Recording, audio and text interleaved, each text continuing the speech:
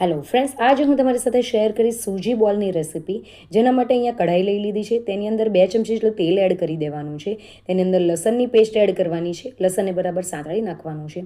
ત્યાર પછી તેની અંદર એક સમારેલો કાંદો એડ કરી દેવાનો છે. બધું જ બરાબર સાંતળી નાખવાનું છે અને કાંદાને ગુલાબી રંગનો થાય ત્યાર સુધી સાતળવાનો છે.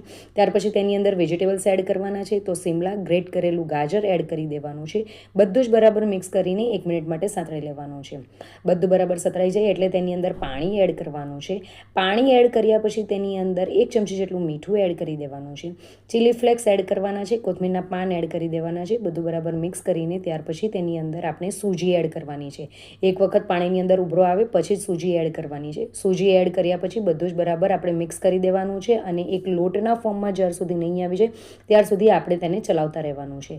તો અહીંયા હવે બધું જ બરાબર મિક્સ થઈ ગયું છે. ગેસની ફ્લેમ બંધ કરીને 5 મિનિટ માટે આ જ રીતે ઢાંકીને રવા દેવાનું છે. 5 મિનિટ પછી ખોલીને તેને આપણે આ રીતે હાથની ઉપર તેલ લગાવીને બધું જ બરાબર સરખી રીતે હલાવી દેવાનું છે અને ત્યાર પછી નાના નાના બોલ્સ બનાવીને રેડી કરી દેવાના છે. ફ્રેન્ડ્સ, અહીંયા જે આ બોલ્સ છે તેને તમે સ્ટીમ કરીને પણ વઘારી શકો છો, પણ અહીંયા મેં સ્ટીમ નથી કર્યા એટલે ફક્ત એને મેં વઘાર્યા છે. તો હવે અહીંયા બધા બોલ્સ બનાવીને મેં રેડી કરી દીધા છે.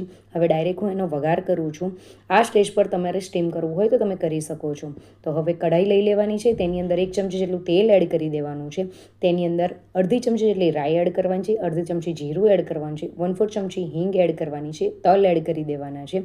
બધું બરાબર સાતળી નાખવાનું છે. ત્યાર પછી પાવભાજીનો મસાલો એડ કરવાનો છે. કોથમીરના પાન એડ કરીને હલકું પાણી એડ કરી દેવાનું છે. બધું જ બરાબર આપણે હલાવી દેવાનું છે અને હલાવ્યા પછી આપણે જે સૂજી બોલ્સ રેડી કર્યા હતા તે એડ કરી દેવાના છે. બધું બરાબર મિક્સ કરી દેવાનું છે.